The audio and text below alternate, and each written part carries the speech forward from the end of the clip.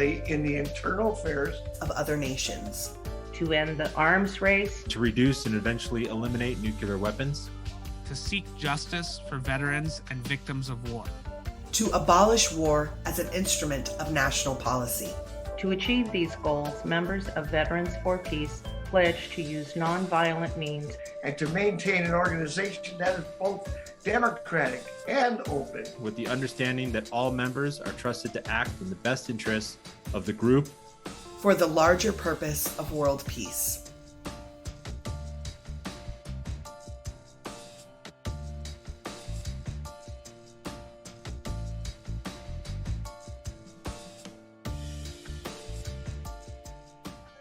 red leather, yellow leather.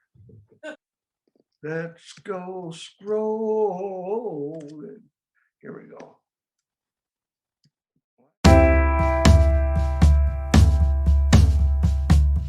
Ready, get set, action. We will use our anger at injustice as a positive, nonviolent force for change. We will approach every encounter with fellow members and the public with positivity and mindfulness, and with the assumption that concerns raised are coming from a positive place, and present a learning opportunity. Our attitude, as conveyed through our words, symbols, and actions, will be one of openness, friendliness, and respect towards all people we encounter. All members have an important role to play in Veterans for Peace. regardless of previous military rank, branch, or combat experience. We will respect one another as equal parts of a whole. We will not assault verbally, in person, or online anyone, To include fellow members and those who oppose or disagree with us. even if they assault us. This does not preclude a member's right To defend themselves Against a physical attack. In keeping with our commitment to achieving our goals through nonviolent means, There is an expectation that members will not carry weapons with them, to Veterans for Peace events, Or while representing Veterans for Peace. regardless of the laws and their location. We will follow the directions of designated coordinators. During public actions, organized on behalf of Veterans for Peace. We'll use democratic principles within our organization to ensure an open, fair, inclusive, and transparent environment. We will speak as members of Veterans for Peace, But not for Veterans for Peace. unless designated as a spokesperson for Veterans for Peace. all members are free to speak for themselves or on behalf of their chapter as appropriate. Sexist, Racist, homophobic, ageist, transphobic, Gender discriminatory and all other discriminatory language and actions are common within the military. They are not acceptable within Veterans for Peace. our words and actions will maintain The political and financial independence of Veterans for Peace. To achieve the above goals, we will also engage in active listening, that is, fully concentrating on what is being said Rather than passively hearing the message of the speaker.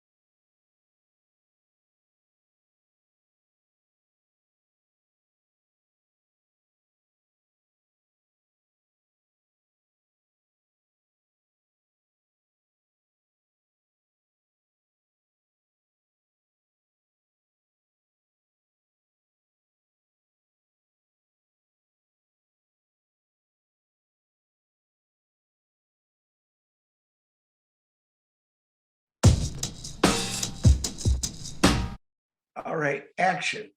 I am a veteran of the Army National Guard. of the United States Navy, the United States Air Force, of the U.S. Army, And I am a veteran of the American War in Vietnam. And I've been a member of Veterans for Peace for 2.5 years. 15 years. Close to 30 years now. for about a month now. for over 1 year. An active member for 20 years. We as military veterans do hereby affirm our greater responsibility To serve the cause of world peace.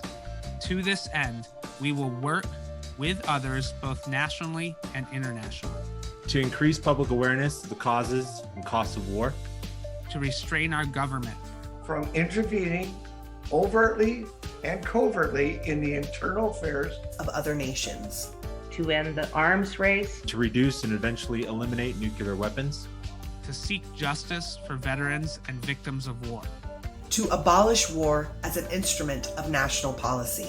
To achieve these goals, members of Veterans for Peace pledge to use nonviolent means and to maintain an organization that is both democratic and open. with the understanding that all members are trusted to act in the best interests of the group For the larger purpose of world peace.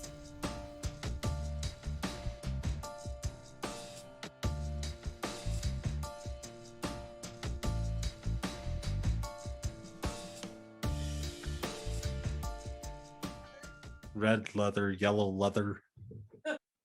Let's go scrolling. Here we go.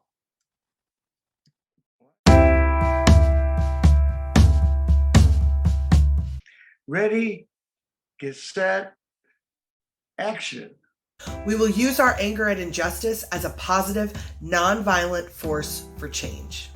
We will approach every encounter with fellow members and the public with positivity and mindfulness. And with the assumption that concerns raised are coming from a positive place, and present a learning opportunity. Our attitude As conveyed through our words, symbols, and actions, Will be one of openness, friendliness, and respect towards all people we encounter. all members have an important role to play in Veterans for Peace. regardless of previous military rank, branch, or combat experience. We will respect one another as equal parts of a whole. We will not assault verbally, in person, or online anyone, To include fellow members and those who oppose or disagree with us. Even if they assault us. This does not preclude a member's right To defend themselves Against a physical attack. In keeping with our commitment to achieving our goals through nonviolent means, There is an expectation that members will not carry weapons with them. to Veterans for Peace events, Or while representing Veterans for Peace. regardless of the laws and their location. We will follow the directions of designated coordinators. During public actions, organized on behalf of Veterans for Peace. We'll use democratic principles within our organization to ensure an open, fair, inclusive, and transparent environment. We will speak as members of Veterans for Peace, But not for Veterans for Peace. unless designated as a spokesperson for Veterans for Peace. all members are free to speak for themselves or on behalf of their chapter as appropriate. Sexist, Racist, Homophobic, ageist, transphobic, Gender discriminatory and all other discriminatory language and actions are common within the military. They are not acceptable within Veterans for Peace. our words and actions will maintain The political and financial independence of Veterans for Peace. To achieve the above goals, we will also engage in active listening, that is, fully concentrating on what is being said rather than passively hearing the message of the speaker.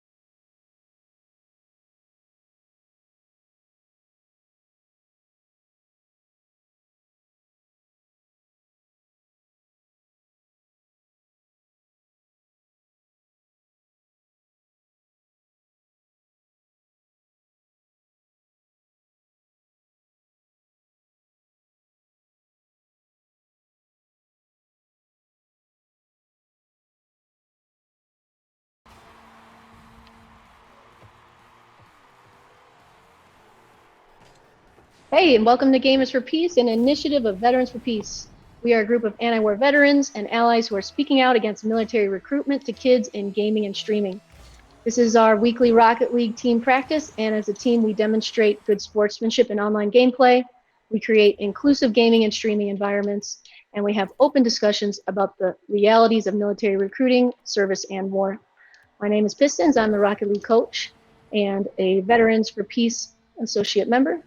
And with me today, as always, are Rocket League team members. We've got Smedley Butler, was right, Highly Sensitive Unicorn, and Sincerely V. So, Smedley, you want to give a quick shout out about yourself?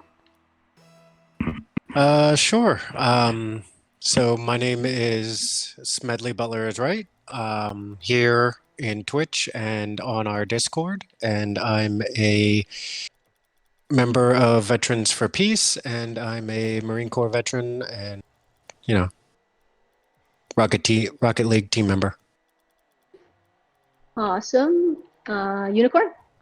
Hey, sorry, I was like messing with my buttons trying to get them to be right. I'm Highly Sensitive Unicorn, or Yo-Yo. I am a gamer for peace, a amateur Rocket League player, and a veteran ally. And yeah. Oh, and I recently am I'm a Veterans for Peace associate member as of recent. Awesome. Nice. Oh, and, wow. Last but not least, Sin. Hi, I'm Sincerely V. I am a Veterans for Peace member. I'm also a Veterans for Peace staff member, a Gamer for Peace community member, and United States Marine Corps vet serving from 2004 to 2010 with deployments to Iraq and Afghanistan. I'm saying this really weird because I forgot to turn off the monitor when I was testing and fixing my audio, and so I can hear myself, and it's really throwing me off. But I can fix that. I'm happy to be here. Good. I'm ready to get into tonight's conversation. Yeah. Well, first of all, Smedley, I don't see you in the match. Are you? Yeah, I don't know. I'm trying to join the match. It says joining, and then it kicks me out. So I don't know. Probably connection error, you think, or? Yeah, could be. It says it's loading right now, but Okay. Do you think see it's what because happens. we're not like we didn't invite you, or is it just like internet stuff? I think it's my internet issues. Gotcha. Well, let Our us know. members are all over the country and different internet capabilities and all volunteers, so no worries. It happens. Yeah. It is all... Yeah. It kicked me out. It says connection lost, no reservation found. What? Sorry. I don't know. Oh, wait. You're not I seem to have a signal because I can see all of you in game, but every time I try and join the private match, it gives me that message eventually. Well, we've got 2 minutes left, and then maybe we can try and pick you up on the next one. Yep. Hopefully, will work. Oh, I can't believe what you guys scored. So I just happened to have enough credits, and I 100% got the Knight Rider car. Oh, I just noticed that. I was gonna ask you that. I was like, is that the Knight Rider car? It is. I've never actually seen that show. Are you serious? That was part of my childhood. I mean, I know about it. Yeah. Yeah, I never watched it. I don't know, maybe my parents weren't into it. Ah. Okay. So, our topic for tonight, Star Wars, The Bad Batch. Animated series, cartoon series about kind of like what happens right after Order 66, which is I would say like the end of the Clone Wars in the Star Wars universe, and it's the order that Emperor Palpatine gives to slaughter all the Jedi, including the children. And the Bad Batch there's 5 of them, and they're clones that, like, and if at any time I say something incorrect, just correct me, because I didn't watch Clone Wars cartoon. I've read a lot of the extended universe books, but like stuff isn't always the same anymore from when I I am read not them. going to be the one to correct you. Like I like Star Wars, but I don't know a lot about it. Yeah, like I did watch the Clone Wars, but it's been a little while since I've seen it. hmm But yeah, it's yeah, the first episode actually takes place. You see Order 66 happen in the first few minutes. So it's literally happening at the same time as the last movie in the trilogy, because they also mention like Kenobi going after General Grievous. Mm-hmm. We missed the opportunity to wear the Ziggy Stardust Stormtrooper shirt Bummer. next time. Do a quick wardrobe change. Do a Mariah Carey. BRB. Yeah. Right. So, yes, we see executive order being given and carried out by the regular clone troopers, but not by the Bad Batch clone troopers. And there's a lot of discussion throughout episode 1 about how it's like there's inferior or something went wrong in their cloning, but then that makes them superior in other ways. Is that what you guys got too? Oh, sorry, Pistons. Oh, no worries. Yeah, so the Bad Batch basically was created by like an error. You know, there were some genetic abnormalities that made their way into their DNA, and they were at first they were viewed as, you know, inferior, like you said, because you know the whole thing of the whole purpose behind the clone army, they all get this supposedly great DNA from Jango Fett, and they get all of this training, but you know the Bad Batch, they have things in their DNA that make them more prone to going against the programming that the rest of the clones have. You know, they're not part of they don't conform to the norm, so they're viewed with suspicion. Yeah, it's interesting how, like, even in like at one point in a cafeteria full of clones, there's still a pecking order. Like, you have these clones, and there's an in-group and an out-group, and I don't know. I thought that was pretty hilarious. So episode 1 is, I struggle with long episodes, so I was like, dang, an hour and 15 minutes, it's long. But there's a lot that's being set up, I'd say. Especially with kind of like establishing who these characters, the Bad Batch, are.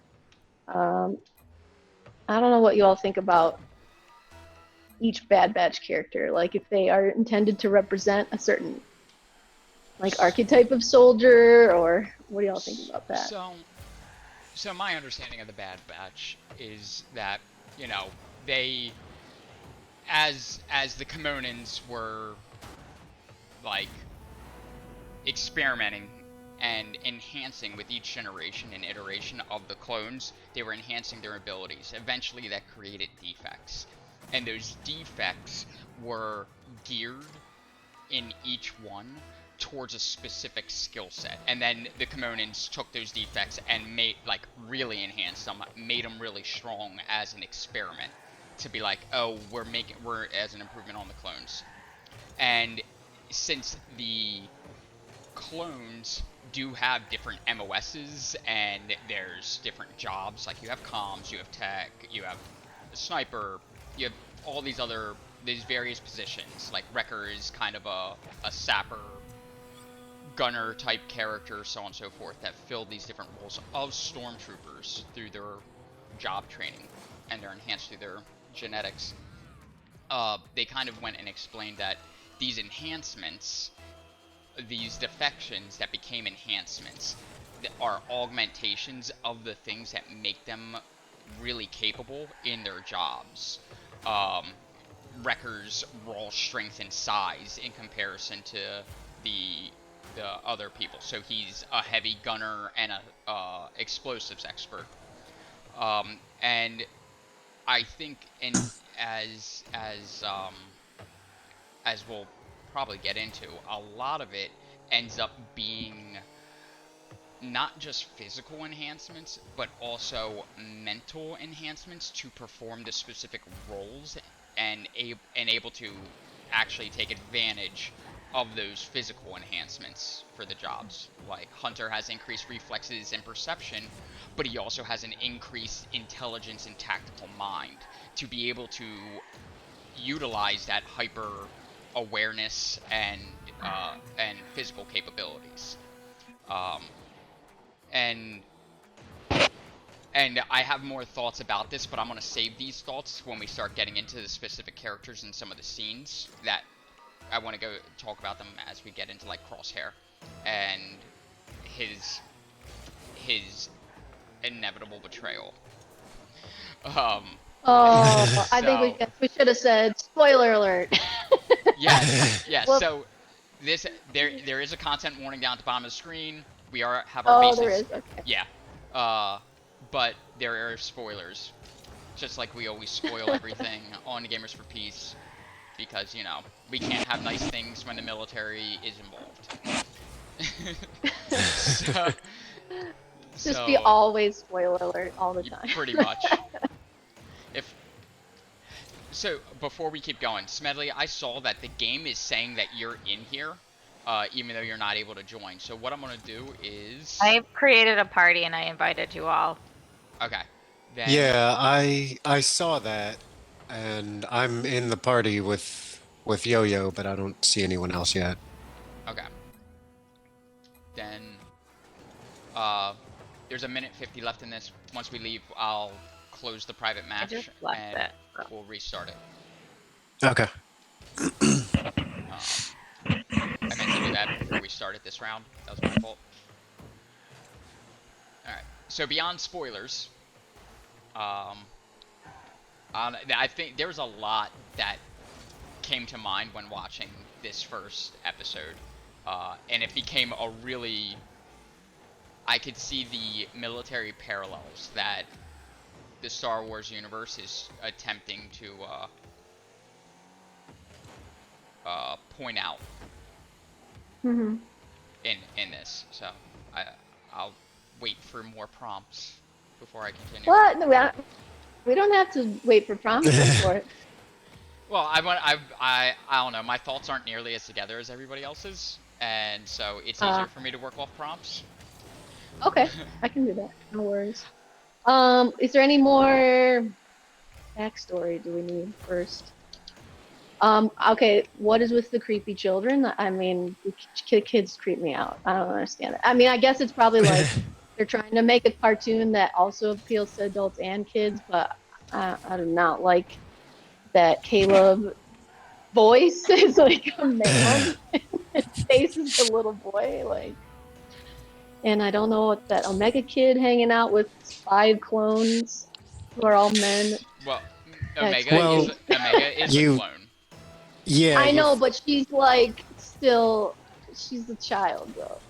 And then I know they age rapidly, blah blah blah. But it creeps me out. I don't like it. Don't appreciate it. I think that's because because think there's- Omega is also part of the 99. She is part of the Bad Batch, and so what's that mean that her enhancement is? Like, what strength did they pull out to, and had to hide behind that wall of being a child? And I think that has to do with an innocence. I think it's an innocence, an intellect, or curiosity that is the enhancement in Omega, based off the first episode. I think that you're a lot more generous than me. I think they just needed to like have a character that kids could latch on to. Fair. That is fair. I think it's just creepy because of the animation style. Yeah, I think that like doesn't that help. like enhances the creepiness of the child.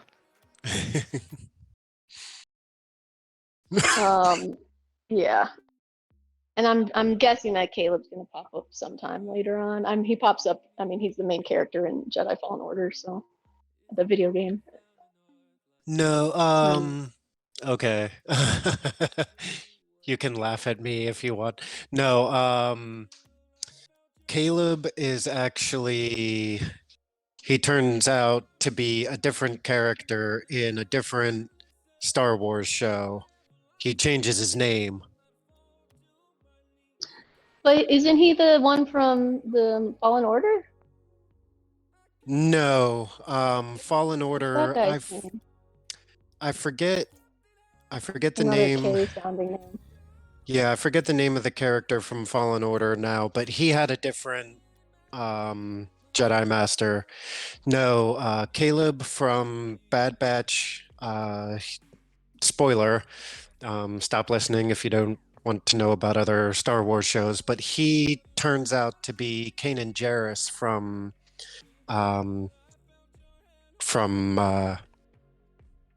I forget the name of the actual show now, but it's the Phoenix Squad. They're rebels. Mm.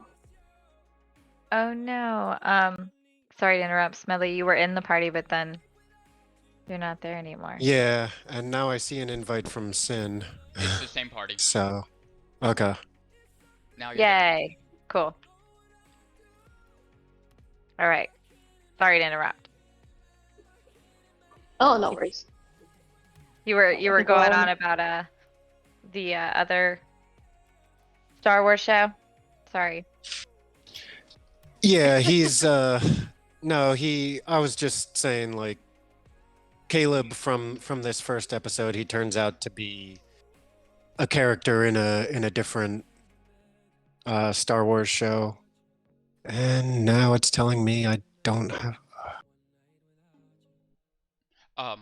Unicorn has to start the private match.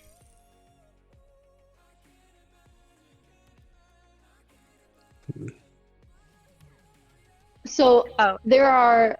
Oh, Oh, no. sorry. Go ahead. No, it's I was waiting to go into 4v4, but I think because Smedley left. Yeah. Can you cancel the search, the game search? Yep, it's okay. We're going to a 3v3 now, if that's okay. Yeah, I'll keep talking. It's weird. It told me that I lost connection, but then I could still see all of you guys for like 30 seconds. Wow.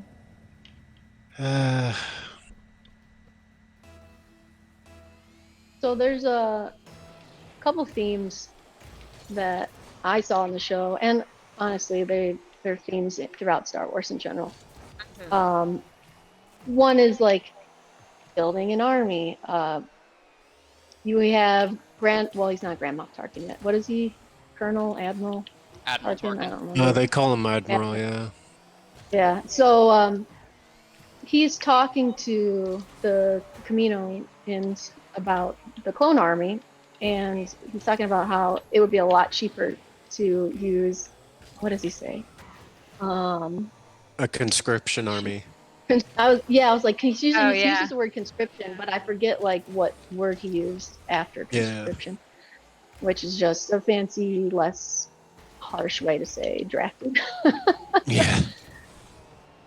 I know, I'm trying. And then it's funny because the I don't remember the cloner's name, unfortunately, but he follows up with the phrase of recruited bodies, which I thought was like a very interesting way to say it. What's funny is that kinda is the term that is used in our current military. Like, bodies is a common way that gets referred to soldiers, Marines, things like that. Bodies to the front. I need 5 bodies for a working party. I need, like, there is definitely an appeal towards the meat suit that is a soldier. Kind of like that came up in Tomorrow and we were talking about that too. It's just like they're just bodies, right? That's like a pretty common theme, I think, in lots of military stuff. Oh shoot. So I'm wondering, like, if we think about it in a realistic way, whatever, is the reason that it's cheaper to get conscripted people or draft people, or, well, don't even have to be people, beings. You're not paying the cloners, right? And you don't have to wait because it takes 10 years to produce one clone.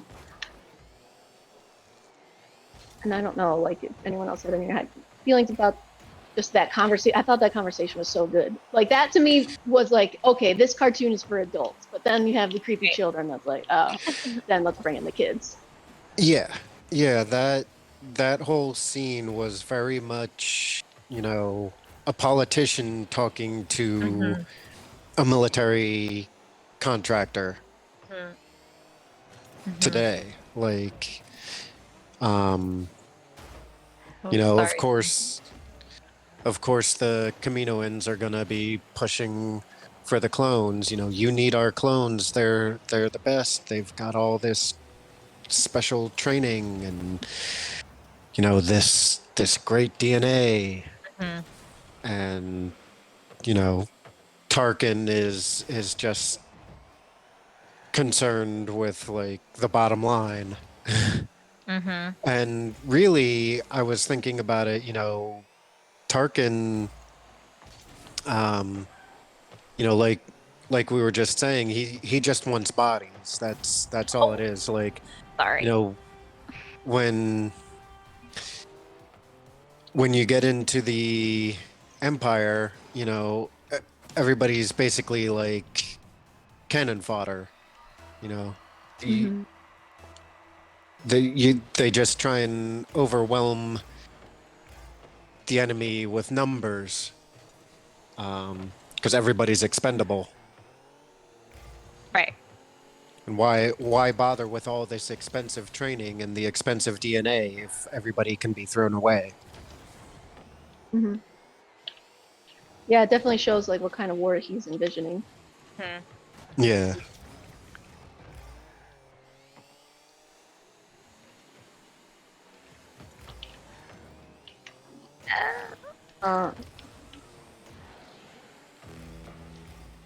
And like, I wonder how you all feel about just the language that they both use. Like, is one more? Oh shoot, man! That was 100% my fault, Pistons. I smashed you so hard.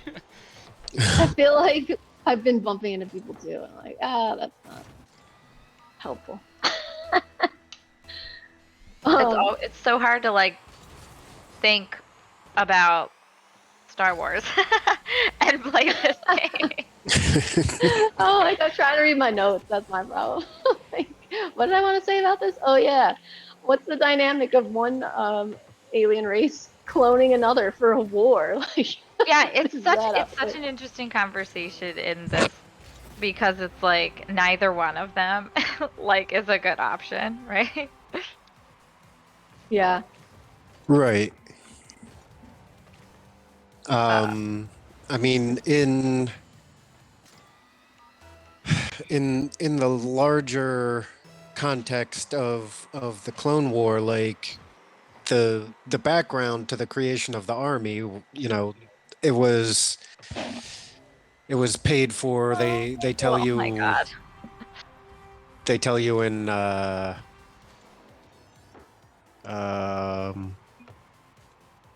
I think it's the second movie in the trilogy. They tell you that one of the Jedis went out there and paid for this army, and because he could see through the Force, he could see that the war was coming. Nobody believed him, but he paid for the army Hmm. in order to get ready for it, and then they just stuck with it. They stuck with clones because it was easier. In one sense, it was easier than trying to get a volunteer force, I'm sure. In the other sense, then it didn't, like, the war didn't really hit home for people, you know, not Hmm. as much, because it was a pretty bad Seemed to war, blindside you him. know. Yeah. So if you have these clones and the regular people don't have to worry about going off to fight, um,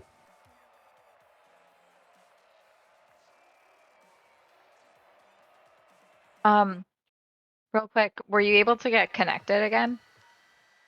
Or no? It's okay if not. I just wanted to know if I had it to try to yeah, add you. it looks like it. I can see everybody in the friends list again. Or well, I don't see. Oh yeah, there's Pistons. I see Pistons.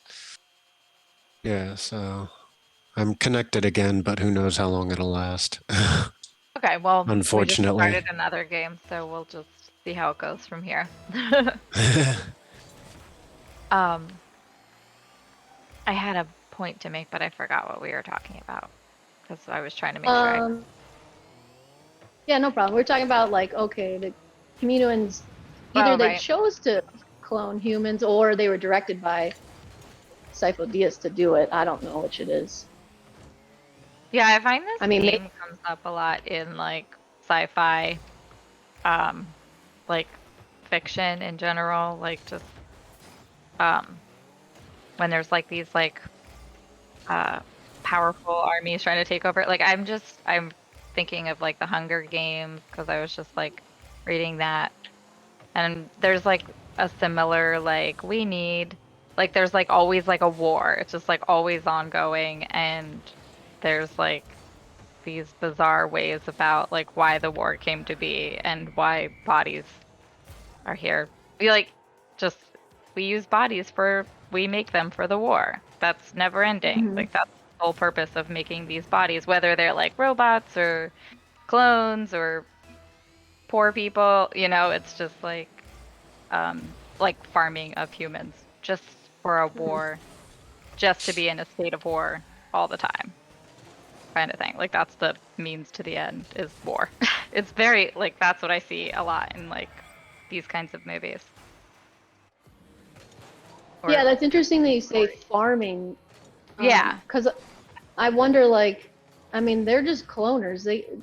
They could clone anything for any purpose. So I wonder if somewhere in the extended universe literature or someday that it will come out that they do other types of cloning, and why is that? And maybe they only specialize in humans because the facility's built that way and all that. But they obviously, and I could go down, I'm going down a rabbit hole now, but yeah, they no, obviously they that's my obviously have rabbit hole. yeah, they've set it up to clone humans for war for sure, as the primary, and they're gonna like ride this contract as long as they can, basically, which is definitely also reflected in the real world, right? Yeah, it's so weird, Ah, Yeah. I think it's interesting that it's money. Like, we're in a galaxy far, far away, and the concern is still like an agreed upon fiction of paper or credits in this case, but Credits, still yeah. like ultimately they're trying to empire's gonna empire. That's all I got. Empire's going to Empire. I'm defending. Well, I was saying like when I said like clones, robots, and then I said like poor people because I was thinking of like the economic draft. Like that's like capitalism is the farmer for our, military. You get what I'm saying. Yeah, well, I mean, even in, episode 1, it starts out with, well, the whole movie is trade blockade, right? That's money too, right? Right, exactly. Yeah. I just have like a new perspective on the Star Wars. Like that just happened in my brain. Nice. It's like one day I randomly realized, I'm like, there's never going to be product placement in the Star Wars movie. How great is that? Like, no one's going to be like drinking a Diet Dr. Pepper. Very obviously on screen. I think you Right. Or driving a underestimate. Nissan. I think you're underestimating the power of Disney to fit product placement into their material. Oh. If there is a Nissan spaceship, I'm gonna literally cry. No. Oh man, that's great.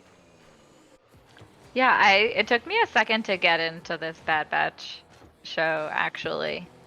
Like the first time I tried to watch I was like, I'm not really into it. I think you said, Pistons, you didn't really like the animation style. Is that? But like I don't know. Yeah, I don't really like that. Yeah. And that's why I never watched Clone Wars either, which is a mistake, I guess. And like, there are things that are made for kids in the show, like Wrecker drives me absolutely nuts. I'm like, this character is love too him. dumb. Oh, he's so like, oh my stupid. god, he reminds me of like I like Bumblebee in the Transformers. Like I don't know, I like I don't know what character Dumb that ones is. with a big heart. Yes, that's I- it. The big oaf character, I like that. So I want to push back on him being seen as an oaf or the dumb one. I think he's the simple one. Like Simple sounds more offensive to me than no, oaf. like Oaf is like Yeah, me too. endearing. he's That's an the word. he's an Uncle Iroh type character in my opinion. Just not Yeah, but as wise. Uncle Iroh is not simple. But I think you're using a different definition of like, the word simple. He has a simple outlook on life. Okay, And his yes. job Okay. and his wisdom is very simple. But Okay, I don't think he's an oaf. I thought you were saying simple as in like mentally, like it used Me to be too. like simpleton. Like it used to Yeah. be a word Yeah. to Me describe too. a stupid person. Like it's the same like all of those words. But you mean like Yeah. simple as in like easygoing? Yeah, or like the way somebody would be like, I'm just a simple farmer that has good old wisdom. Like, they found the simple aspect of life. They found their joy, and they developed wisdom around that. That is, like, he's definitely the happy one out of the group. And he's definitely, Yeah, I but think his he joy actually is said some... killing people. It's like Drax from Guardians of the Galaxy. Yeah, he's Drax. Yeah. Yeah. And Drax has a wisdom all to himself that does not make him stupid Yeah. at all. Ah, crap. Sorry.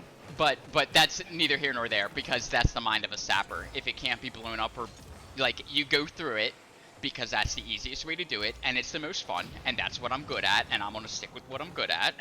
But like, there's a deeper Yeah, like deeper why levels of wisdom. complicate it? Yeah, why complicate it?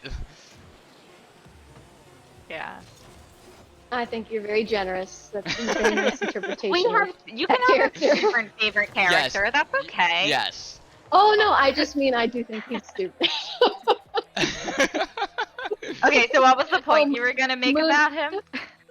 Moon says that he's humble. That's also very nice. I do think he's humble.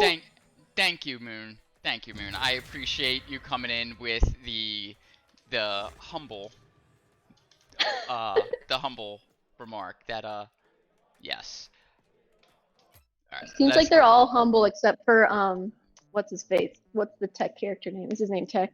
Probably Tech, right? Yeah.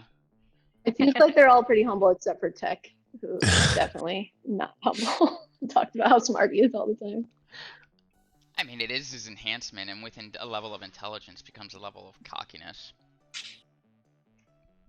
Yeah, And except I feel therefore like you're people always right. talk about how smart they aren't smart. What's that? It's like, yeah, but I think people who always talk about how smart they aren't actually that smart. That is true. That is very true. I'm just being all kinds of mean to these poor little clones. So. Did you launch this Who's again? your favorite? Where'd Yeah, Smedley? sorry. I wanted to check out and see if I could catch Smedley, but didn't show up on my list, so I'm putting us back in. Okay. Okay. Tell us about go your ahead. favorite character, though. Like, I want to know now. Like, which one? Well, okay. Well, I have an interesting question though. First. Okay. It doesn't have to do with anything of my opinion, which is probably good. It's like at the towards the end of the episode, right? They're accused of treason, and I'm like, can a clone really be treasonous? Like, I don't know. They're a piece of equipment, really. Can they really be treasonous? I mean, I think it Well, they're depends how you're humans, thinking right? about clone. Technically. Like, a clone. Are they? Just means that it's from the same I don't know. genetic stock, and like that it's a replication of the original DNA and enhancement by Camino. It doesn't make them robots. Now But they've been altered to like be submissive, be obedient, and loyal. You know? Yeah, but that doesn't. They're not remove their exactly just personality. human. Well, for the Bad Batch aside, it does seem like it should, right? I guess that's a whole nature-nurture thing. But they've all been nurtured the same. They should all be nurtured the same. But they're not, because there's the Bad Batch. I Like, think, you can see that. Well, the Bad Batch is its own thing. I would liken it. I think I would liken it to, clones are developed inside 10 years. So think about a military age. I hate this term, military-aged adult, right? So 15 through 35, it's a made-up number just to glorify war, or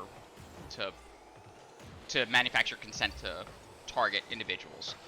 That aside, so these clones are aged artificially.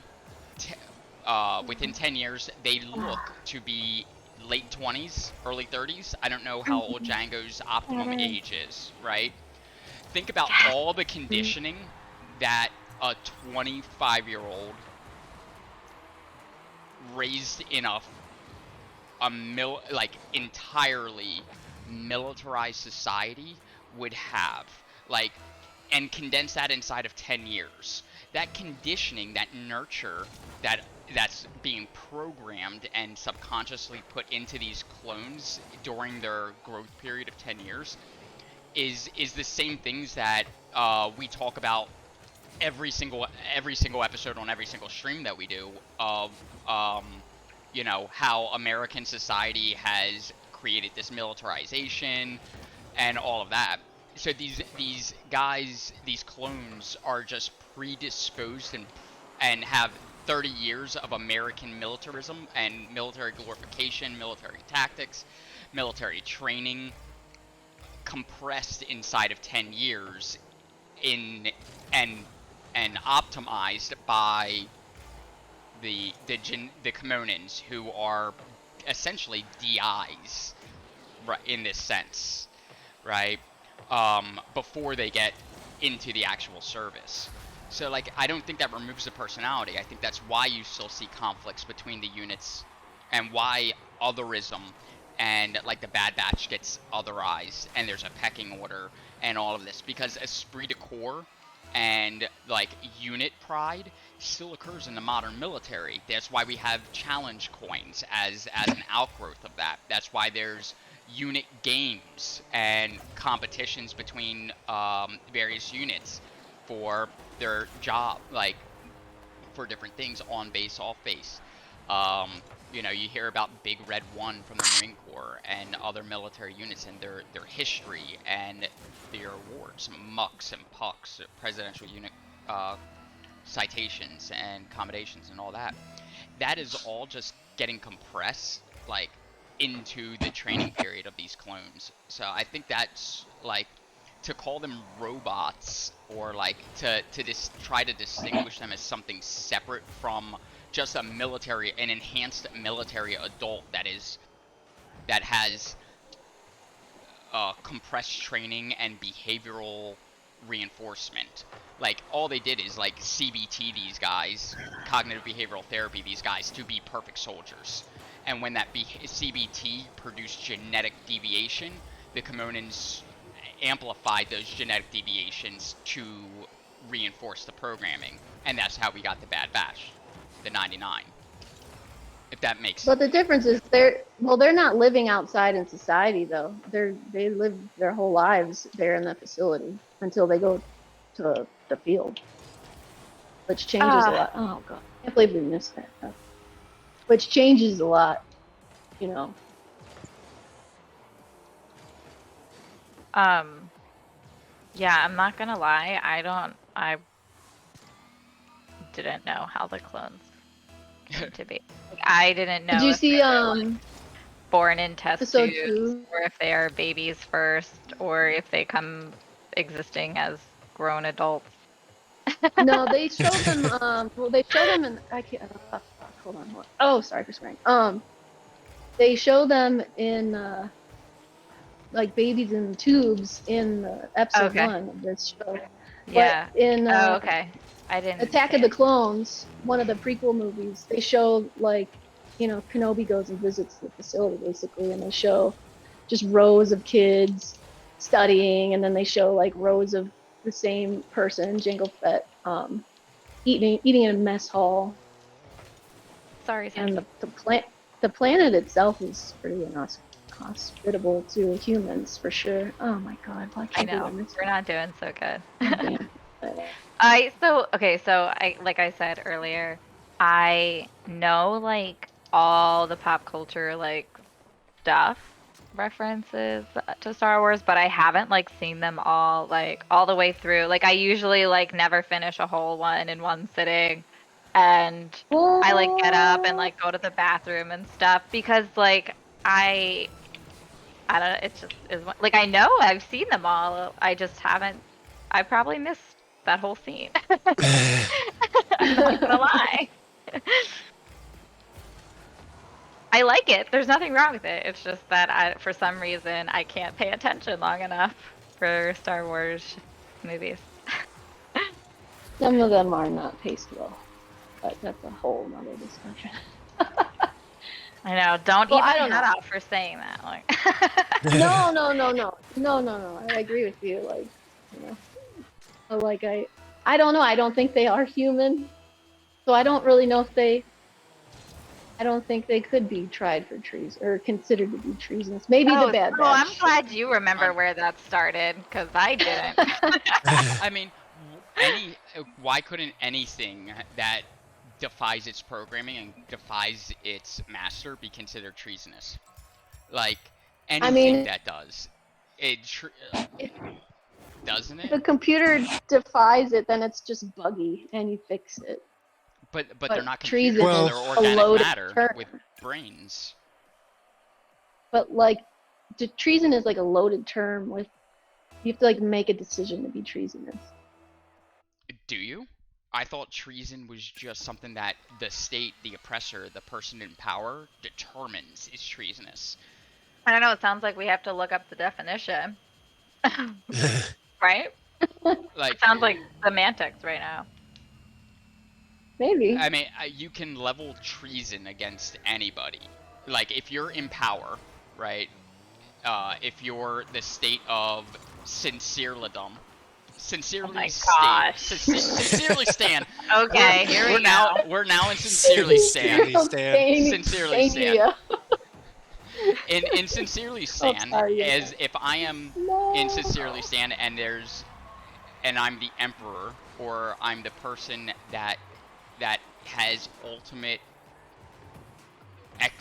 executive authority, I can levy the charge of treason. By definition, treason is anything that my understanding of the definition without looking it up, because I have a controller in my hand, is anything that violates the safety of the state or goes against like the state or the people in power.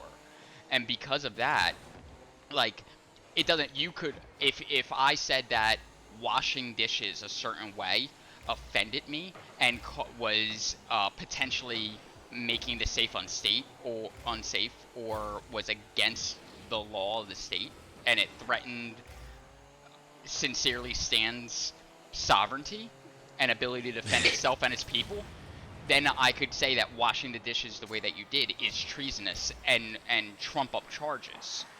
Are you trying to tell me I don't wash the dishes correctly? No, I am not saying that. Not even close. I'm joking.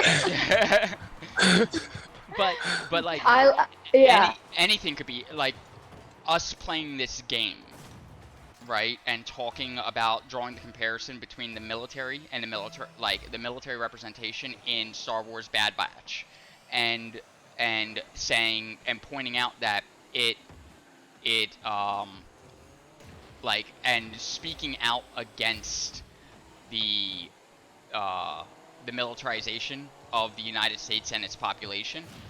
Somebody, if they really wanted to, could call that treasonous in a position of power, and follow that line of logic, because they have the levers of power, and they are the ones that get to determine the laws and how they get applied. So anything is treasonous, as long as the person in power or state in power is the one that's saying that's what it is. If it offends somebody, if it offends them, I guess. I like your point, and I agree with you. That's a good point, and it is it does fit in with the show too, because we see Executive Order 66, like they're under command of the Jedi, and then all of a sudden it's like, nope, now it's time to kill all of the Jedi. So yeah, you're exactly right. That treason is easily changed. Oh shit! Hold on a second. We're gonna get this freaking ball out of here. Since my connection is crappy and I'm not playing, I actually went and looked up the actual definition. Nice. And like, according to Merriam-Webster, it says the offense of attempting by overt acts to overthrow the government of the state to which the offender owes allegiance, or to kill or personally injure the sovereign or the sovereign's family.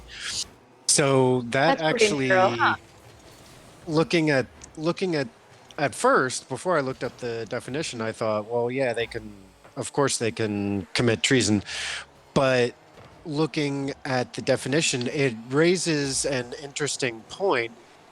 Like, the clones were bred and given the inhibitor chips so that they would not have a choice other than to obey the state.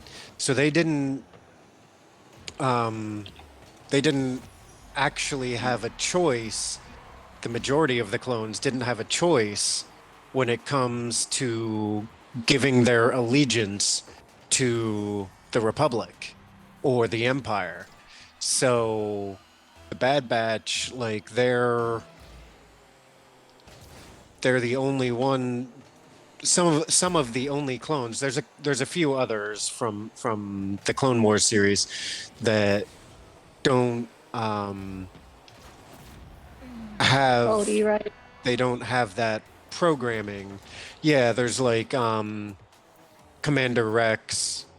He starts to, in the Clone Wars series, he starts to try and do Order 66, but Ahsoka like snaps him out of it, and there was another one of the clones had the inhibitor chip removed in the Clone Wars series. So there's a few that didn't follow the order, but the Bad Batch are basically the only ones that could make that choice, but they were never really given the choice to begin with.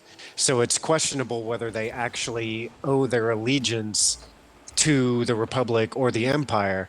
And if, since they were never given the choice, and if you want to argue that they don't actually owe their allegiance to the Empire, because they were never given the choice, then they can't commit treason by this definition. I mean, are we given choice over having an allegiance to the United States of America when we're born into its citizenships on its soil? Well, going by Merriam-Webster's definition, damn it, Sorry. that's okay. I probably get that out of your way. Then treason is only about overthrowing the government. But Yeah, it's going by the by dictionary but definition. they determine what overthrowing the government consists of. And Right. like that's the thing is so if you technically the clones owe their allegiance to the Republic initially. And then a usurper has an underlying programming to have them execute an order, a treasonous order against the Republic to overthrow it. So the allegiance of the clones is defaulted to the Republic. An order is issued for them to execute treason, to do treason, and then fall in line underneath the new body in power. Anybody that doesn't anybody that didn't execute Order 66 didn't commit treason, and since the Emperor, since the Republic falls and the Empire replaces it, you have now, like, on one hand, you haven't committed treason because you didn't overthrow the people that you have allegiance to initially, and at the same time you haven't done treason, you have done treason. Like, you live in a paradoxical state of, I have both committed treason against the Republic, but not treason against the Empire, and the Empire comes into power, and I haven't committed treason because they absolve me of my sins. They absolve me of the treason because I am now aligned with that person in power. Like, so, and the state, the Empire in this case, still gets to determine what treason exactly is. The definition of treason is just doing something that threatens the power of the state or sovereignty of the state, right? A simplified term for it is you're doing something that is a danger, like poses an existential threat to the state, or you try to attack and kill the sovereign ruler of the state, which once again puts the power of the state in jeopardy. So, like, I think that the episode, you know, there's a couple of quotes of dialogue from the episode that show that the Bad Batch, at least, are aware of the change in power. I mean, the one that is for this stream, times change, targets change. That was, I thought that was a great line. Towards the end of the episode, right? By Crosshair. There's also, you know, we're more deviant than defective is another one that stuck out to me. Yeah. And then a concerning level of disobedience and disregard for orders. You know, they're saying that about the Bad Batch. That was pretty good. Yeah, that was a good line. Nice, Piston. That was a very lucky goal. Finally. So I don't know, I guess I'm gonna have to like disagree with Merriam-Webster. I don't know how I feel about that. Times change, Pistons. Times change, definitions change. And I'm gonna go with Sin Webster dictionary, whatever definition. What is the name of your definition? I'm okay with the Sin Webster dictionary. I like that. Sin Webster. Merriam is a punk, and we're getting rid of Merriam. I'm really looking forward to getting into the conversation about Crosshair. Yeah, go for it. And sorry to jump tracks on treason. Oh no, that's cool. But notice he's absolved for his treason. And I kept wondering why Crosshair was the only one out of the group that became so fixated on following these orders and the adherence to the state. And Yeah, because they don't seem to follow other rules, you yeah, mean? exactly. Okay. And what I came to was it came up before in another stream or elsewhere. Like the enhancements to be a sniper. What enhancements do you need to be a sniper? And somebody said this recently in another VFP function about snipers, is that there's a skill set that gets developed that is patiently waiting, unmoving, stalking a target, doing a lot of things that get associated with a mental state that has a disconnect from empathy in order to execute mission in certain ways. And when like looking at that, if you were to enhance that, you're further removing empathy so that somebody is better at their job in that sense, in that capability to hunt, stalk, and kill while looking very closely at a target from a long distance away. Wait. Enhance. Sure. What's up? No, go ahead. No, I have a counterpoint. Okay, so you're enhancing like a sociopathy or something along those lines in order to better perform this job. Man, I missed that shot. And so that's why, for me, what stood out is the sniper is the one that is readily willing to kill a target regardless of what the target is.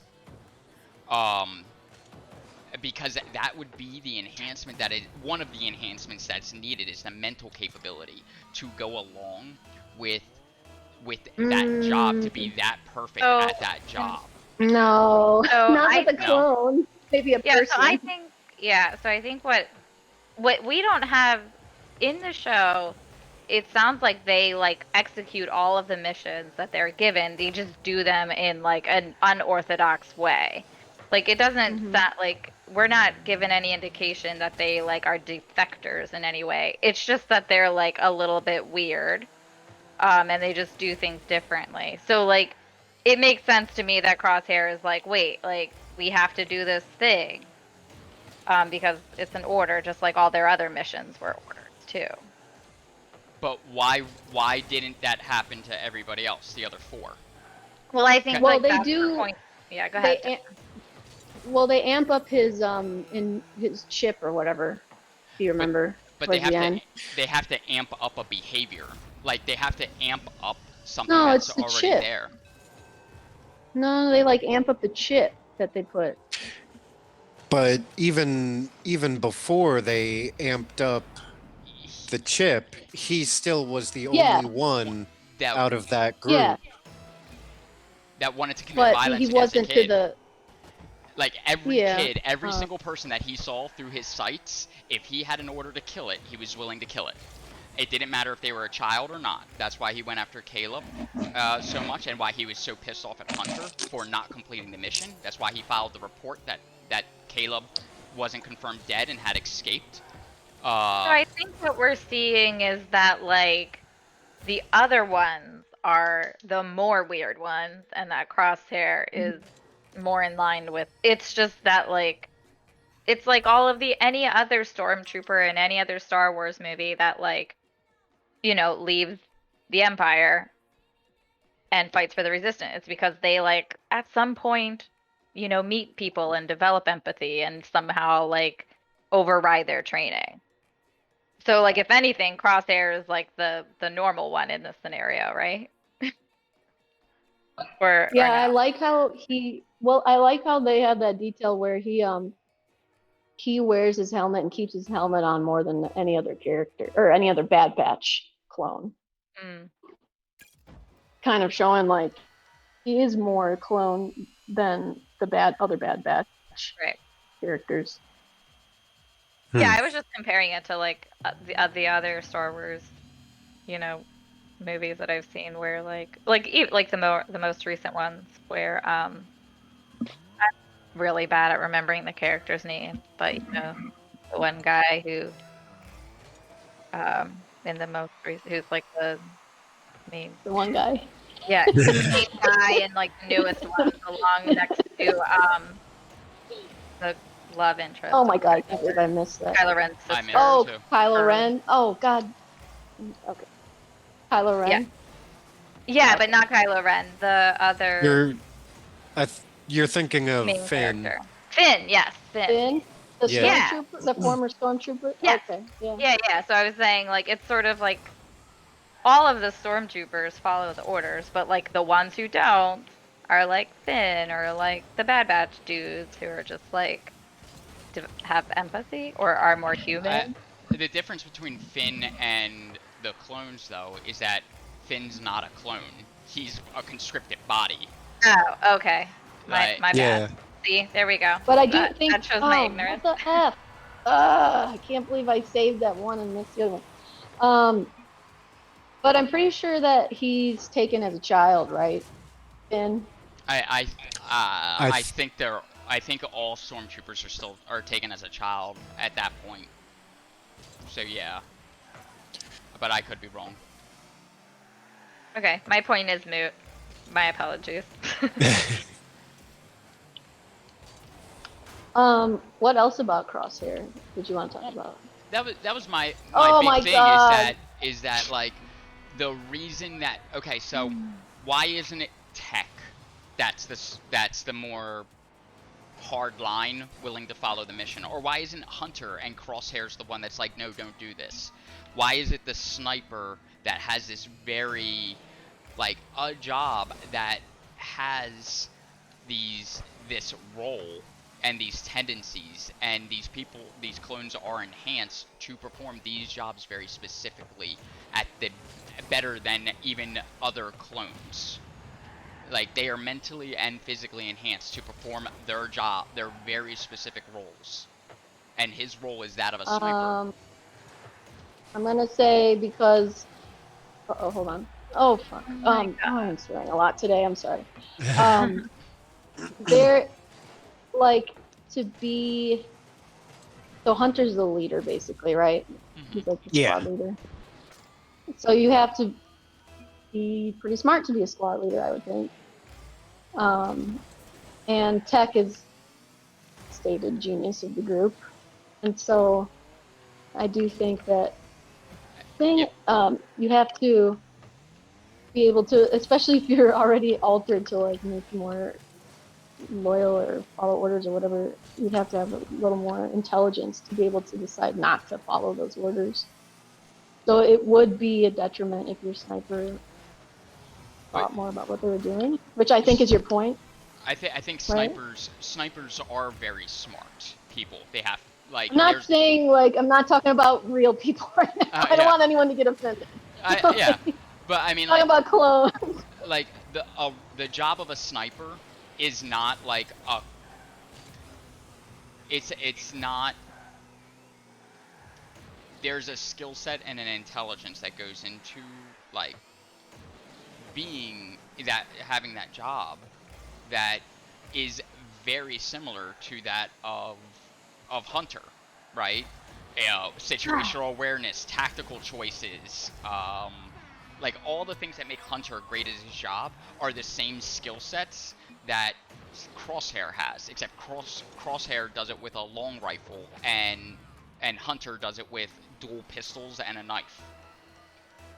Like, but they're both like the Bad Batch, the 99 is a spec op unit that is full of the people at the best of their job, and all those jobs require high levels of intelligence. So it's not like it's an intelligence thing that keeps Crosshair doing his job, like being a sniper, or like it's not an intelligence thing that keeps Crosshair in the pocket of or as a loyalist.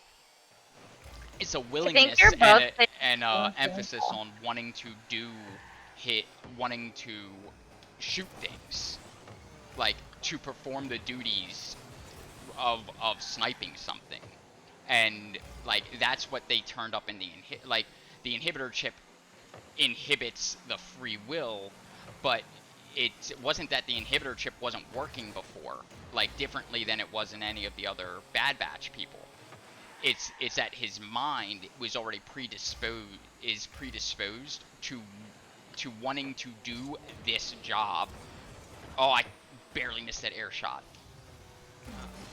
Like, and that's what was standing out for me. It's just like I felt like they used Crosshair as and it made sense, like from a storytelling perspective, out of the group of 5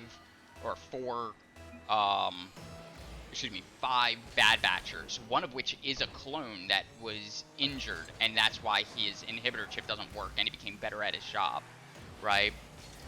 Out of the 4 deviant clones, the original 99, the sniper out of the group, which is a role that, like, as a job, requires a lack of empathy to do.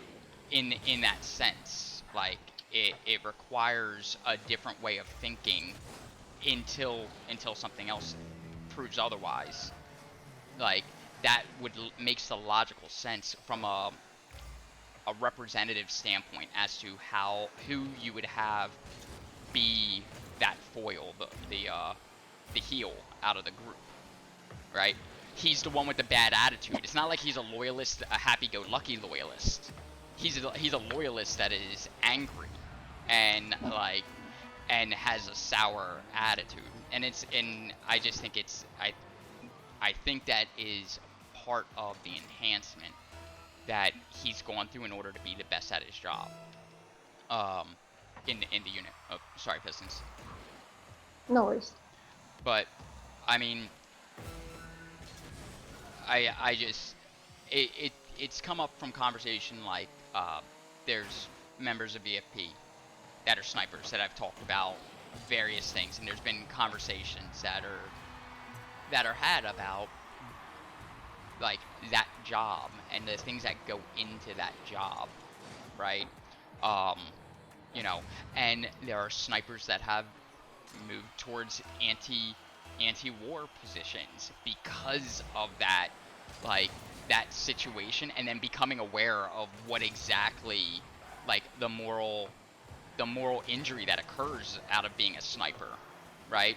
And while everybody else in Bad Batch sits there in the Bad Batch, turns around and says, "Oh, somebody hit it! Oh, we almost had it."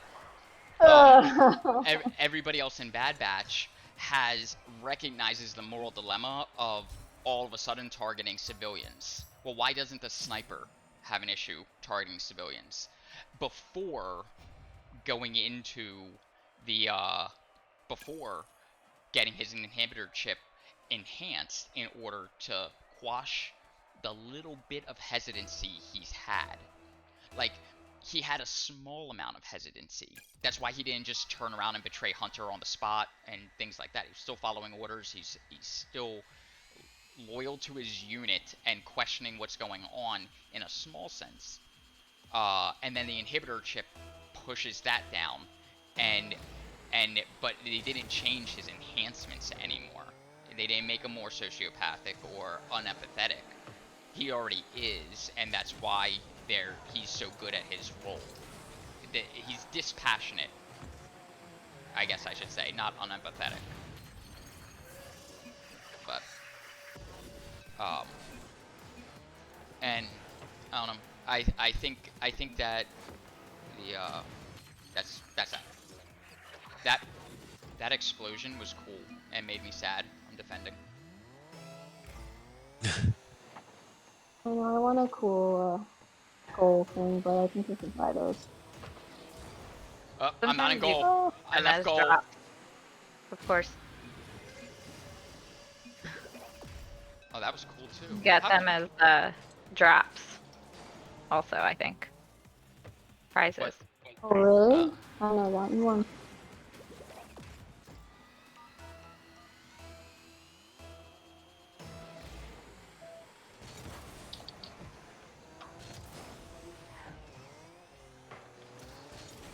Then you lost me on your like soapbox. I'm Sorry. done. I'm done soapboxing. I'm just like I wasn't sure like how to bring it back to the show, so I'm Yeah. sorry. It's just something about like I wanted to tie it back into militarism and not like the representation of the military. Because we look Yeah, at, I like, think we Chris got it Kyle. though. I think Yeah, I mean, think a Pistons real-world was agreeing with you. A real world example being Chris Kyle, right? Like as a sniper, you know, they in his book, and Plantifa, another GFP community member, will talk for days about Chris Kyle's book and the American Sniper and these issues and how like there's legitimate war crimes that and like major things that he has said that are extremely problematic and are I felt like represented and summed up in Crosshair. You know. I'm sorry, I didn't read the book, so I wasn't prepared to have a feedback or opinion on that. Sorry. Unfortunately, I've seen the movie. It was painful. Yeah. Smedley, what do you think? Oh fuck! Damn it! Ugh, I got lucky. Smedley, what do you think about this show?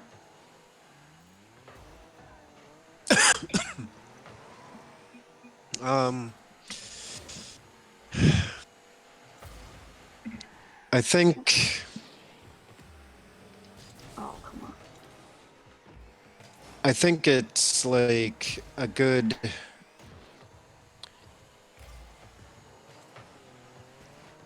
demonstration at some points about like the indoctrination aspect of the military. You know, there's the scene where Palpatine like announces that he's creating the Empire, and all of the regular clones are cheering and they're super excited, and the Bad Batch is just standing around like, what the hell is going on? And you know, it's something that I think we've spoken about before, you know, about like not wanting to stand out. Oh, you mean like in the military? Yeah. Yeah. Yeah.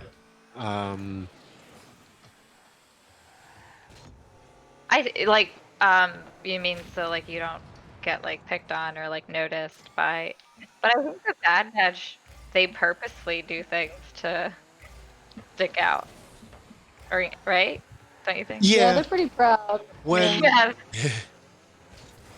yeah, when you know, in the actual Clone War, you know, when it's still the Republic and they're following the orders that they believe to be just orders. But in this episode, you see that awkwardness where you've got the majority of the clones all believing that the Empire is great, and then the Bad Batch is sitting there like, yeah, I guess we're just gonna have to go along with this for now and hope nobody notices. Okay, I see what you mean. Yeah. It's like the realization moment when they're like, oh, maybe we shouldn't just blindly follow every order. Yeah. Yeah. Like, you feel like there was like a moment like that for like you or like Sid, like either of you, like in the military, was there like a moment when you were like, oh, wait, this is, I don't know about that. No.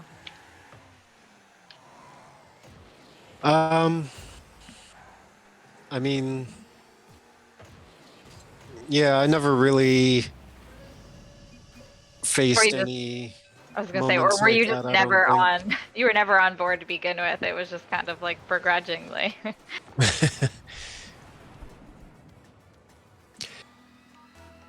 Yeah, I mean, I don't know. I got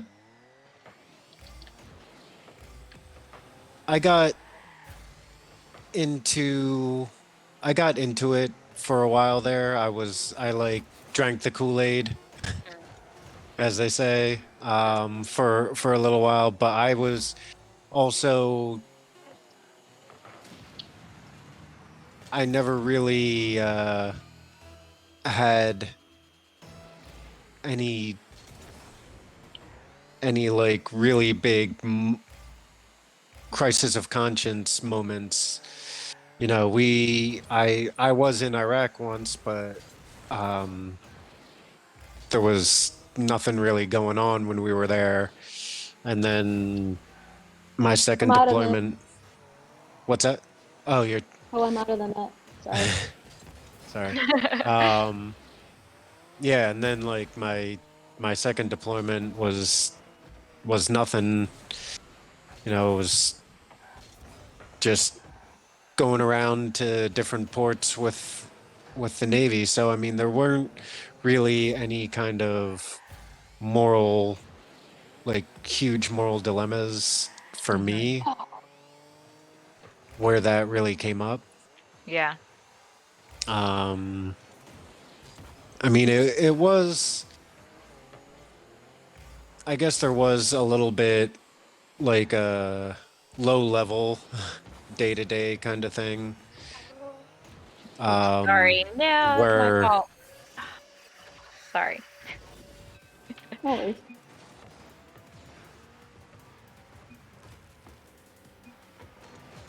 Um, what about you, Sin? Oh, I think you're muted. What was the question?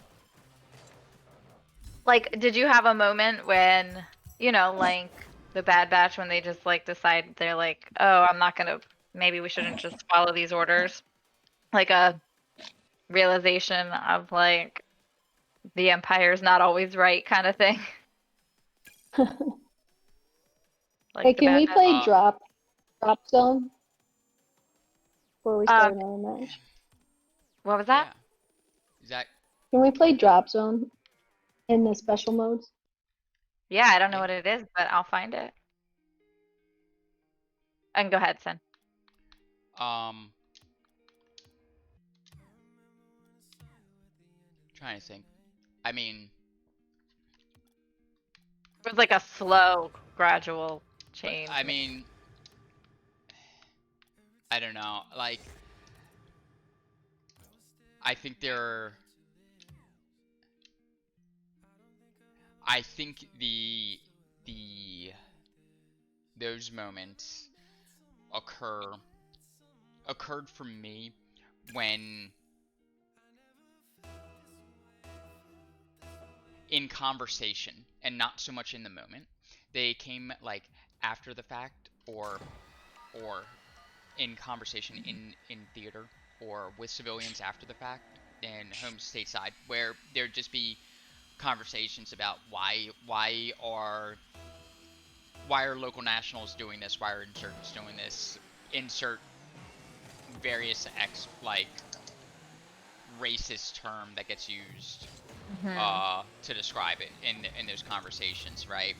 And the more the conversation was had, the more I started questioning, or the more I started replying with like, um, which is, with a talking point that I said before on stream and in GFP many times. Um, like that. That's cool. How Sorry, would you- this is, how- I don't know how to play this game, but I'm feeling like I'm learning. Like how would you feel if like an MRAP rolled down your street, you know, an armed occupier was in your area, and in my very specific job as that I did in the military, civil affairs,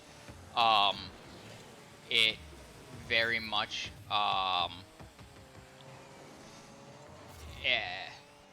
my job put me in very close proximity with the civilian population, and the job description, like on paper, besides what like is actually done, is that of being a liaison between the people and doing humanitarian aid.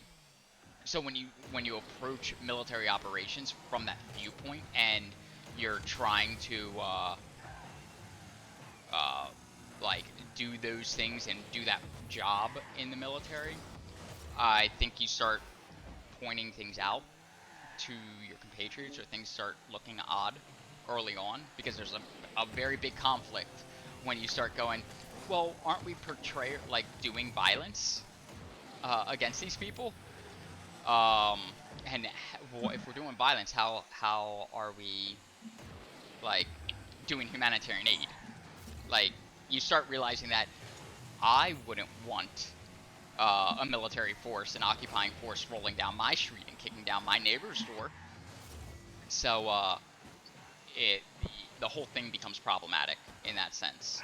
And I have no clue what I'm doing in this game mode, by the way. I can explain it if you like. Sure.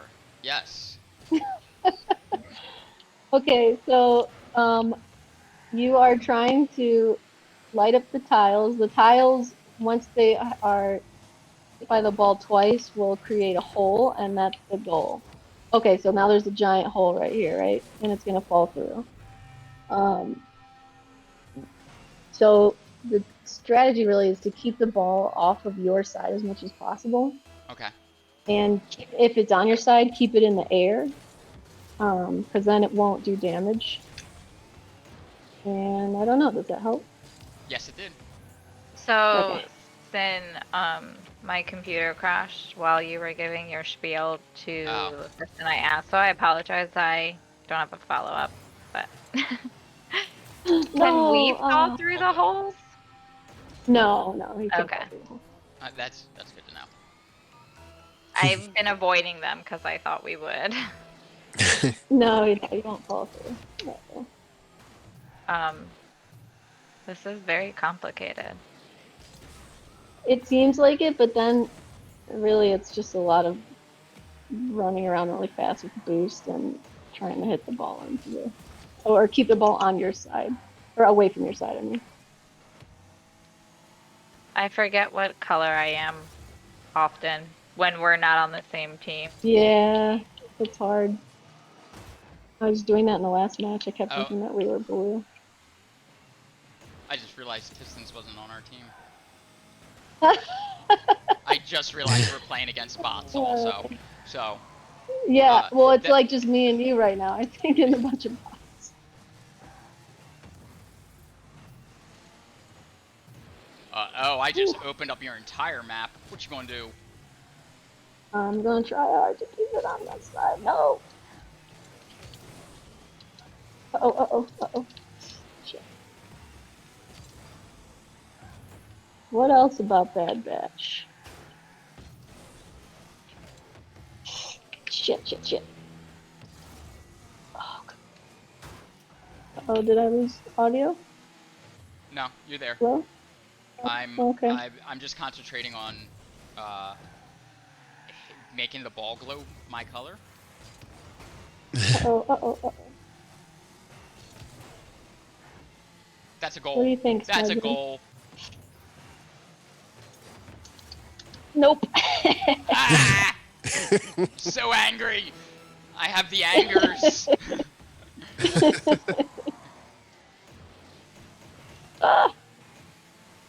Uh-oh.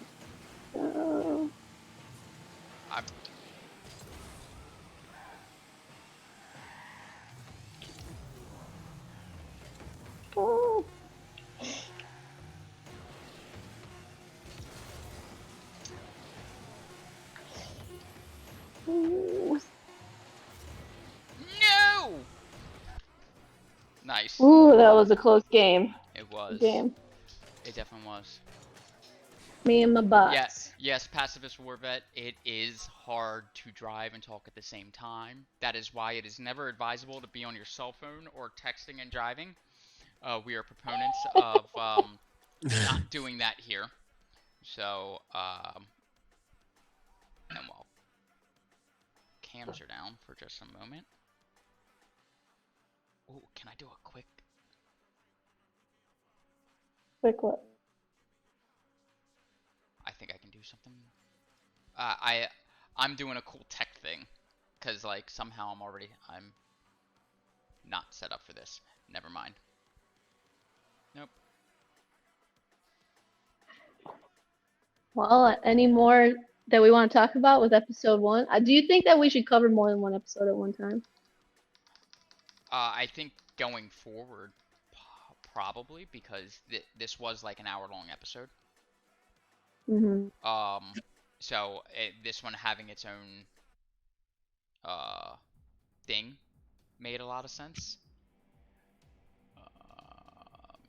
I had other notes, but my computer keeps crashing. So I forget what I wanted to do or say. And I missed the end of the last thing you were talking about. Sorry. I was gonna say, can you all hear me? Yeah, I was trying to think what it was. I don't know. That's okay.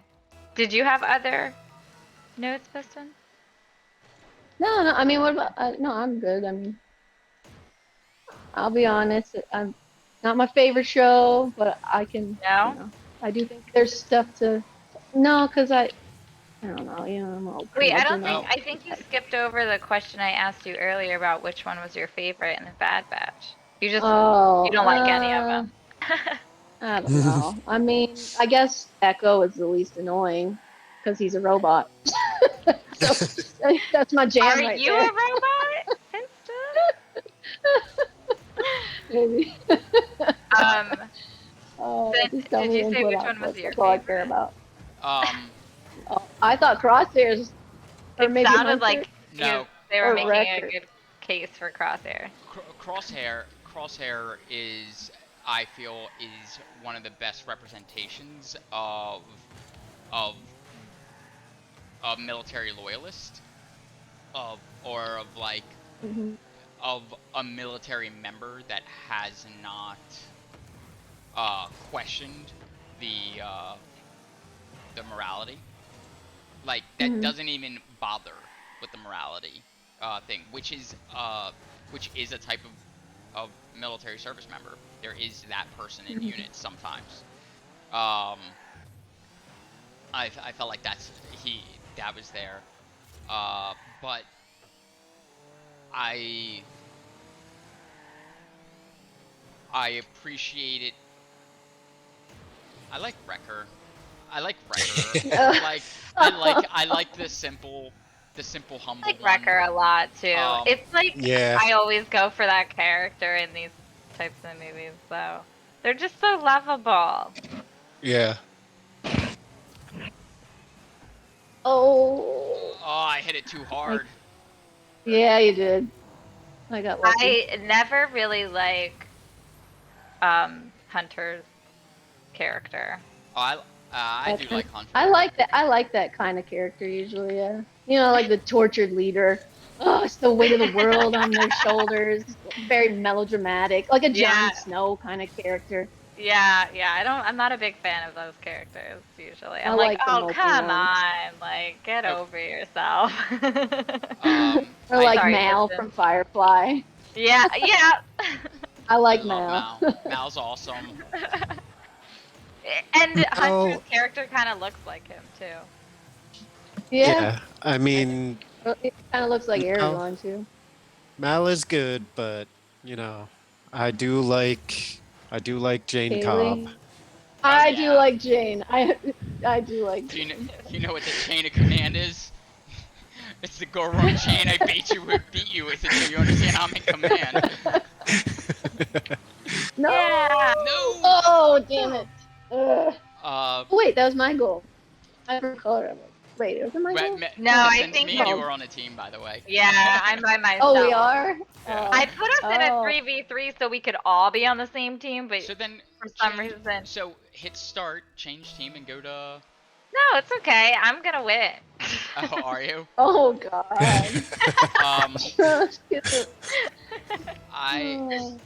Oh, there was something that stood out to me, in this.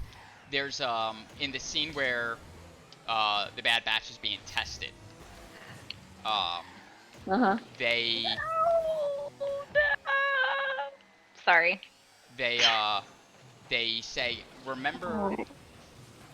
They go remember Felucia, and it's yeah. on screen in the undertitles. It says Felucia, I believe.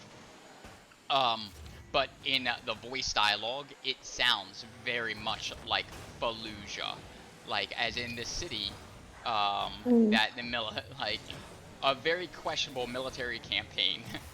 Not very questionable, but like something that happened in Iraq, like a very real world experience. And as soon as it said it, like I wasn't half asleep, but like I was like laying and watching it, and it immediately perked my ears, and it drew my attention to the show in a way that I wasn't paying attention before. Like as a very military thing, and maybe that's just me, and it's too far of a reach, but like it seemed very purposeful in the dialogue and in the writer's decision to name something so similar to a very questionable military operation. Not questionable. Military operation that involved a lot of war crimes and usage of munitions that were war crimes in their use in the first place. Yeah, I thought that was weird too. So like something that stood out to me. It's sci-fi. You can make up any words you want, you know. Yeah. Mm-hmm. But who knows? Maybe it was an accident. Yeah. I don't know. Lucasfilms, Disney, they got people that check everything, you know. I think it's intentional for some reason. I mean, they have somebody that checks Yoda's grammar for like how Yoda talks. So. They're very detail oriented. Shoot. Ah! No. Saved it. Come on. Yeah, nice. I think so. No. Oh shoot. Okay. Yeah. All right. Yeah. Good game. Nice. Hard. It's not easy. It's not easy to play with all those bots. So I feel for you. No, I think they're playing better than I am. No. So Pistons, you're gonna keep watching it, right? Oh, sorry. What's up? Unicorn. Yeah. Did you rejoin the video? I am not going to because every time I do it, my computer crashes. I figured we were ending soon, so. Yeah. Okay. I think unless anyone has anything else they're dying to talk about. No, I think I'm good. No, I'm good. I mean, we're gonna keep talking about it, so I think we'll keep talking about some of these themes. Mm-hmm. You know, for as we sure. talk about the show. I think that's correct. Sounds good. Well, that's the end of the stream then, huh? Time to plug the calendar. Yeah. Then do you want to plug the calendar while we're playing a game, or do you want to just be in the home screen? I already backed out, so I'm in the home screen. And Oh, since okay. Our cam isn't on. I had to disable all the cams. So Yeah, sorry. This Discord crashed like 4 times, so. All right. Sorry about that. No problem. Well, I will plug the rest of Gamers for Peace. Thanks for joining us tonight. My name is Sincerely V. I am not your host tonight. That moniker belongs to our wonderful coach of the Rocket League team, Little Pistons, who's not on cam, so you can't see them waving at you. But they are. Someday. In my head, at least, they're waving at you. So, with that, tonight's Tuesday. Every Tuesday, check out the Rocket League stream. Start at 8:15 p.m. Eastern, 7:15 Central. This Wednesday, we have D&D. Broken Thrones returns, led by the incomparable, the amazing DM Paladin Dad. Rep. On Thursday, we have Dilemma Circle. You know, if you want to be involved in helping shape the community and determine the direction of the stuff that we're doing here, both on stream and in the larger efforts of Gamers for Peace, come join the chat, help talk, provide your opinion. We want to hear it because we want you to be part of our community. Yes. Friday we have Ad Slam hosted by the wonderful and talented Plantifa, along with a wonderful panel that sometimes includes Pacifist War Vet, another amazing Gamer for Peace and Veteran for Peace. Monday we come back to, I like those tires. Whatever tires you just put on, they were sick, the sunset ones. Yeah, Oh, this yeah, is a bunch of cool stuff. Those ones are awesome. Monday is our Mental Health Monday, hosted by the pretty cool Phoenix. Sometimes I'm on that one, and Passan, who's taking a temporary leave of absence, but will be coming back soon. Ready to talk about all the things that we deal with as veterans in the mental health landscape, along with gamers and other things. So help get your mind free with good conversation on Mondays for Mental Health Monday. Then I had a joke earlier. Oh, what's your joke? When I first crashed, when my video and everything crashed, I was gonna come back and say something about frustration tolerance and it not being Mental Health Monday. Because my thing kept crashing and it was like messing up the video, and I was like, gotta keep going, practicing my frustration tolerance skills, but it's not Mental Health Monday, it's Rocket League Tuesday. You can still brag about how you have upped those skills, though. Hey, I And didn't that's a cry on good screen, skill so. for Rocket League. And that's our entire schedule. It is good that you didn't cry on Rocket Stream, on stream, but if you did, it's okay. This is a safe place. Those are, yeah, I know, and those are really cool wheels. Look, did you see my shark fin? I have a shark fin. Oh, I saw that in the shop, and I was kind of jealous. I just got a new thing that I want to show off real quick, but I can't show it off on Kit because Kit you can't do shit with. Where's my new topper? There it is. Smedley's Mohawk topper is pretty cool. Oh, I had the Jester one too. Yeah, I'm Nice. riding Jester from now on. There we go. I It's think fitting. the appropriate one. I'm just kidding. It is very fitting. I got nothing else to plug here. Little Pistons, you want to take us out? Oh, well, what more can I add to that? Thanks for everyone for joining in, and thanks to Rocket Team for good conversation. And I guess next week, 2 episodes. Yeah, we'll talk about a couple, right? Yeah. Yeah. How long are the other Okay. ones? They're not like an hour, right? They're like They're 30 like half minutes. an hour, 30-minute I episodes. think they're like a half Oh, hour, really? yeah. Yeah, the rest are Oh, all I 30-minute didn't know episodes. that. Okay, that's good to know. Okay. feel Yeah, better. it'll be a little bit. Yeah, yeah. So maybe 2 or 3, depending on, Yeah. how things go. So everybody should go watch them and then come join us in chat and talk to us about it.